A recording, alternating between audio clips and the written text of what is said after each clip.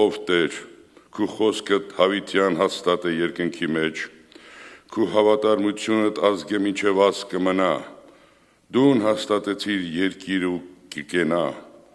քու հրամաններուդ պես կկենան մինչև այսօր, վասնզի բոլորը քու ծառաներդ են, եթե քու օրենքդ իմ ուրախությունս չլար, այն ատեն կորսված պիտի լայի իմ տրտմությանս մեջ, հավիտյան պիտի չմոռնամ քու հրամաններդ, քանզի անոցվով կենթանացուցիր զիս, ես քու կտեմ, փրկես զիս, վասնզի քու հրամաններդ փնտրեցի, ամբարիշները ինձի սպասեցին, որպեսզի զիս կորսնցնեն, բայց ես քու վկայություններդ միտքս պիտի բերեմ, ամեն կատարության վերջը տեսա, քու պատվիրանքդ շատ ընդարձակ է, որչափ կսիրեմ քու օրենքդ, այն է ամեն օր իմ մտածությունս, քու պատվիրանքներս զիս իմ թշնամիներս իմաստուներին, քանզի անոնք միշտ իմ քովս են, իմ բոլոր ուսուցիչներս ավելի հանճարեղ եղա, վասնզի քու վկայություններդ իմ մտածություններս են, ծերերեն ավելի իմաստուն եղա, վասնզի քու հրամաններդ պահեցի, ամեն կես ճամփայի իմ ոտքերս հետ քաշեցի, որպեսզի քու խոսքդ պահեմ,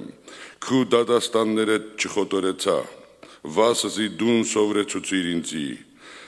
որչափ քաղցր է քու խոսքդ իմ քիմքիս, մեղրեն ավելի անուշ է իմ բերանիս, քու հրամանովդ իմաստուն եղա, անոր համար ստության ամեն ճամփան ատեցի, քու խոսքդ իմ ոտքերուս ճրակ է ու իմ շավիղներուս լույս, երթումրի ու պիտի կատարեմ, որպեսի քու արդար դատաստաններդ պահեմ, շատ նեղացա, ով Տեր, կենթանացուր զիս քու խոսքիդ համեմատ։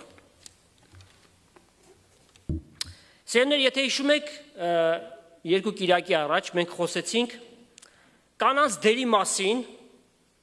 նրանց գրաված դիրքը հասարակության մեջ և մասնավորաբար մեզ կարևոր նյութը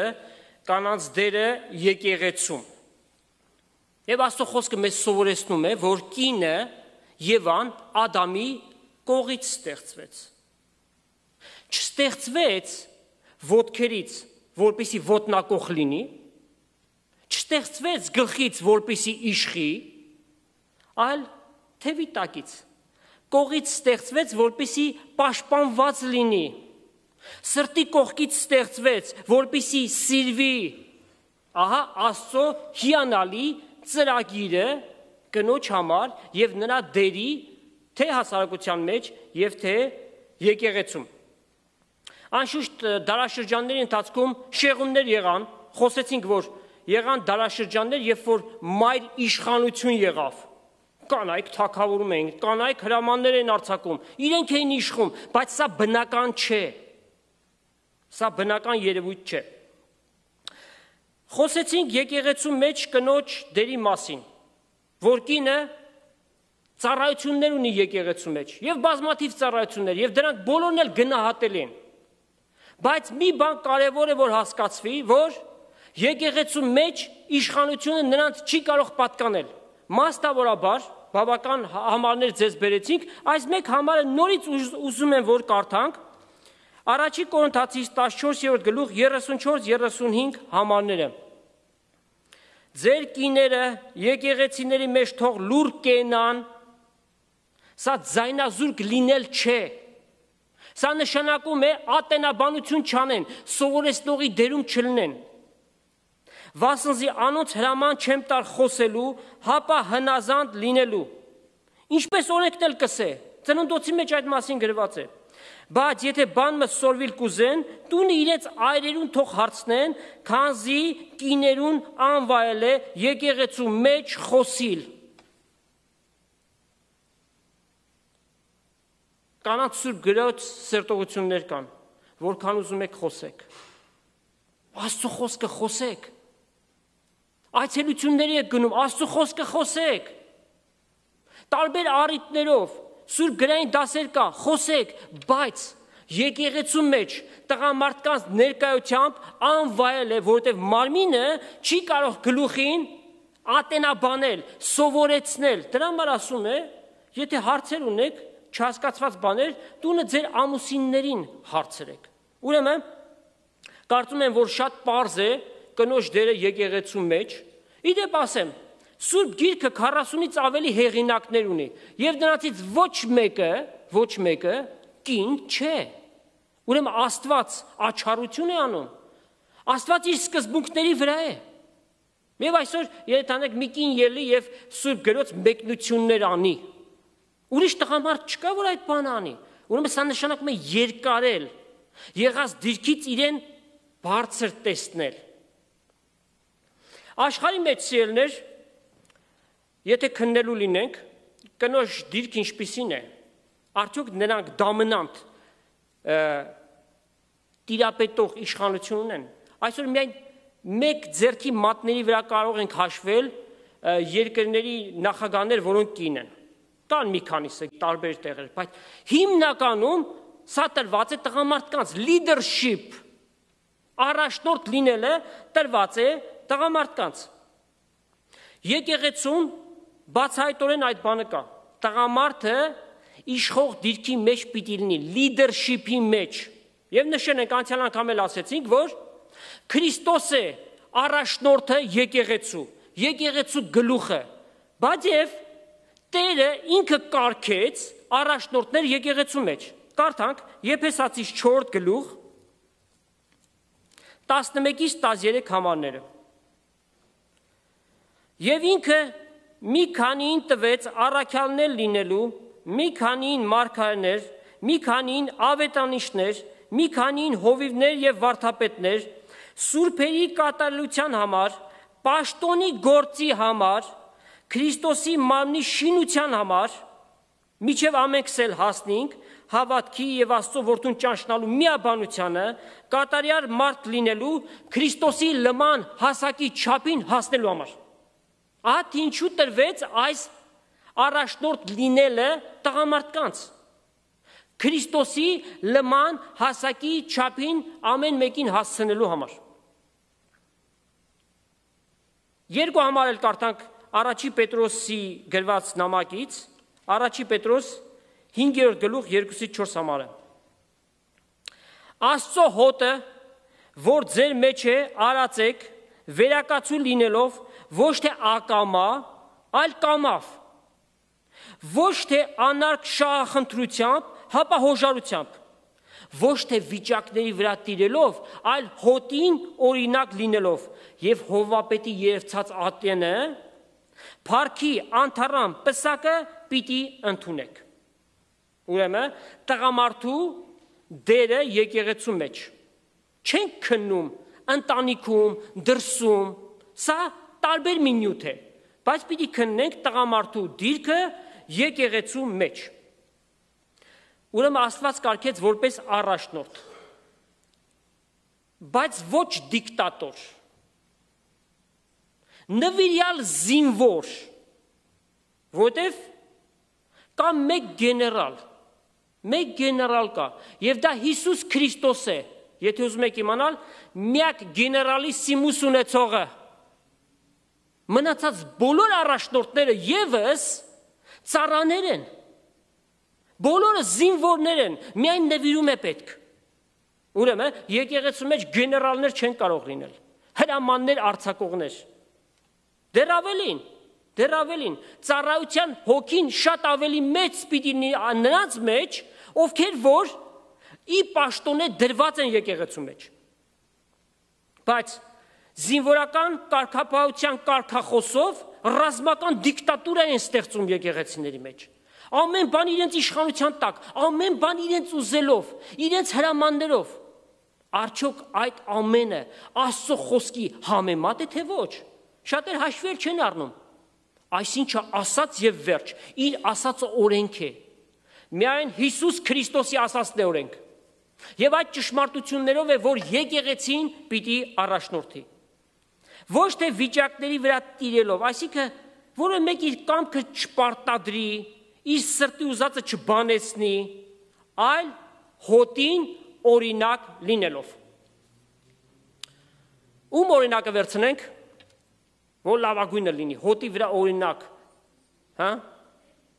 Տեր Հիսուս Քրիստոս, որովհետև եթե մարդու օրինակը նայենք, մարդիկ տկարություններով պաշարված են։ Ամենաաճած, ամենահասուն հավատացյալը անգամ տկարություններ ունի, եւ եթե մարդուն նայելու լինենք, պիտի գայթակղվենք։ Դրա համար գրված է Հիսուսին նայենք, մեր հավատքի առաջնորդին եւ այդ հավատքը գործադրության մեջ դնողին։ Ուրեմն Տեր Հիսուսի օրինակը վերցնենք, դա լավագույնն է, որովհետեւ նա մեծ հովվապետն է։ Սիմոն Հովնանի որդի, ինձ կսիրես։ Այո, Տեր գիտես, որ քեզ կսիրեմ։ Արածե իմ գառնուկներս։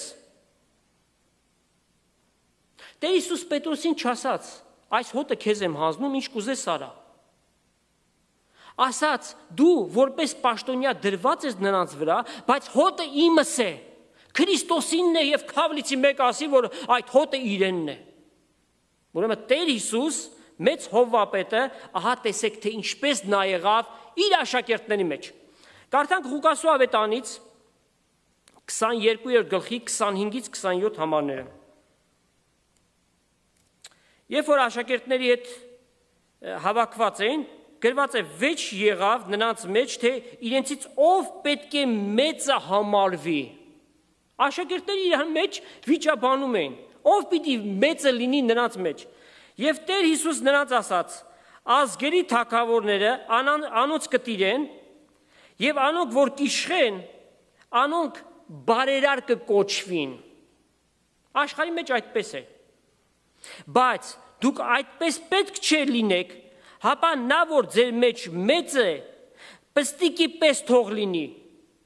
եւ առաջնորդը սպասավորի պես, քանզի ով է մեծ, սեղան նստողը թե սպասավորը, չէ որ սեղան նստողը, սակայն ես ձեր մեջ սպասավորի պես եղա։ Եվ դուք անոք եք, որ միշտ ինձ հետ կկենայիք եւ իմ փորձություններից մեջ, եւ ես ձեզ կուղղտեմ թագավորությունը, ինչպես իմ հայրս ինձի թագավորությունը տալ ուխտեց։ Ուրեմն Տեր Հիսուս, որ ամեն փառքը, պատիվը պիտի ինքը ստանար, սպասավորի պես եղավ նրանց մեջ։ Իրենց օրինակ թողելու համար։ Իսկ Մարկոսի 9-րդ գլուխ 34 համարի մեջ գրված է.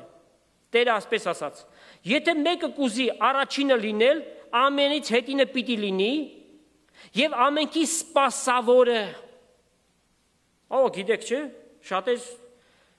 այդ սկզբունքով են։ Միայն հրամաններ արձակեն, մյուսները թող կատարեն։ Ոչ, դու այդ օրինակի մեջ պիտի լինես, քո օրինակով պիտի ցույց տաս։ Զեբեդիոսի երկու որդիները կային։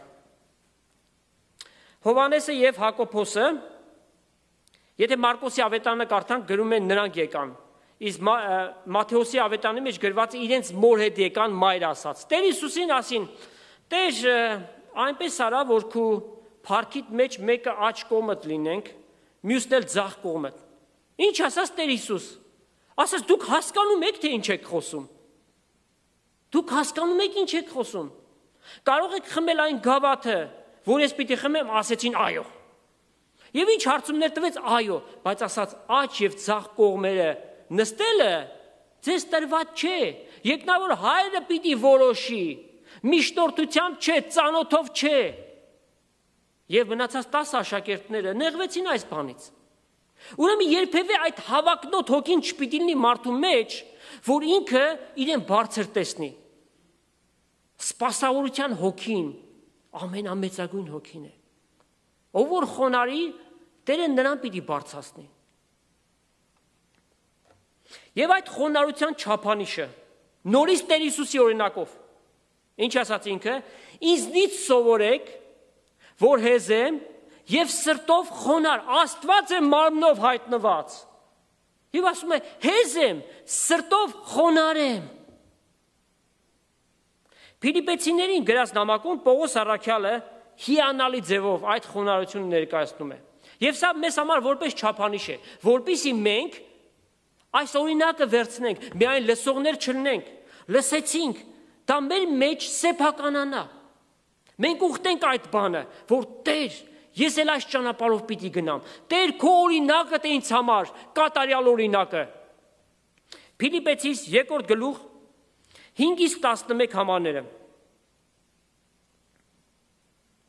Միջև այդ խոսում է, ասում է, մի բան գրգռությունով մի արեք, սնապարտությունով մի արեք, խոնարհությամբ արեք, մեկս մեկ ձեր անձերից լավ համարեցեք։ Ուրեմն նախադեպը կար, որ նրանց մեջ կար այսպիսի բաներ, որ խոնարհություն չէր տեսնում, որ սնապարտություն կար, միմյանց հանդեպ իրենց մեծ ցույց տալ կար։ Ապա գրում է Պողոս. ձեզ մե ամեն մեկը նույն միտքը թող ունենա, որ Քրիստոս Հիսուսի մեջ էր։ Ո՞րն էր այդ միտքը։ Որ Աստծո կերպարանք ունենալով, այս կերպարանք ասածը ոչ միայն արտաքին կերպարանքն է, ներքին էությունը, աստվածության բոլոր լեցունությունը նրա մեջ էր բնակվում մարմնավորապես։ Աստված մարմնով հայտնված հափշտակություն չսեպեց Աստծուն հավասար լինել, թեև հավասար է։ Երրորդության մեջ Հայր, Որդի, Սուրբ Հոգի հավասար են, բայց պաշտոնի մեջ փրկության ծրագրի համար նա իր անձը ունայնացրեց եւ տեսեք ինչպես։ Հապա անձը ունայնացրեց ծառայի կերպարանք առնելով, մարդկանց նման լինելով եւ մարդու կերպարանքով։ Ինք իրեն խոնարհեցրեց, միջև իսկ մեռնելու հոժարեցավ եւ այն էլ խաչի մահվամբ։ Այսքանը ոչ տեսեք թե Աստված ինչպես վարվեց իր որդու հետ։ Սրա համար Աստված էլ նրան խիստ բարձրացրեց եւ նրան մի անուն տվեց, որ ամեն անունից վեր է։ Ո՞րն է այդ անունը։ Տեր տերած, թագավոր թագավորած, միակ վեհափառը, միակ հովվապետը։ Որպիսի Հիսուսի անունին ծնրադրեն երկրավորներն ու երկնավորները եւ սանդարամետականները ամեն լեզու դավանի, թե Քրիստոս Տեր է Հոր Աստծո փառքի համար։ Խիստ խոնարհեց եւ Աստված նրան խիստ բարձրացրեց։ Բայց ով որ բարձրանա, պիտի խոնարհի եւ այդ process-ը շատ ցավալի պիտի լինի։ Ավելի լավ է խոնարհենք, որ Աստված մեզ բարձրացնի։ Հոգևոր առաջնորդի նկարագիրը ընդհանրապես եկեղեցու մեջ երկու գրած նամակներում Պողոս առաքյալը լավագույնս ներկայացնում է դա։ Տիմոթեոսին գրած առաջին նամակը եւ Տիտոսին գրած այդ կարճ թուղթը երկուսի մեջ ներկայացված է հոգևոր առաջնորդի նկարագիրը եւ այս երկու թղթերը շատ ընդհանրություններ ունեն։ Երկու պաշտոն է այնտեղ ներկայացած սիրելիներ։ Առաջինը եպիսկոպոս, որ հունարեն էպիսկոպո, թարգմանաբար ինչ է նշանակում։ Թարգմանաբար նշանակում է վերակացու։ Մեր օրերի մեջ երբ որ ասում են եպիսկոպոս, պատկերացնում են շքեղ հանդերձներով զարդարված մեկը, ասեղնագործ մեծ գլխակ դրված, չէ, ձեռքին թանկարժեք գավազան, այդպես են ներկայացնում։ Այդպես են պատկերացնում մարդիկ։ Բայց եպիսկոպոս նշանակում է վերակացու։ Վերակացուն ով է, ով որ մի բանի համար կարգված է, կարգ ու կանոն պաշտպանելու համար, օգնություն անելու համար, մարդկանց ուղղորդելու համար, կարդացեք առաջ Թեսաղոնիկեցիս 5:2-ը։ Եվ նաև նշանակում է տեսուչ, տեսնող, որպեսզի մի սխալ բան չլինի, մարդկանց կարգի հրավիրի։ Գործ Կարաքելոց 20:28։ Ուրեմն եպիսկոպոսի դերը ծառայության գործ է սիրելիներ եկեղեցու մեջ։ Հաջորդ պաշտոնը, որ մեզ տրված է, սա սարկավակն է, դիկն, որ թարգմանաբար պարզ ձևով նշանակում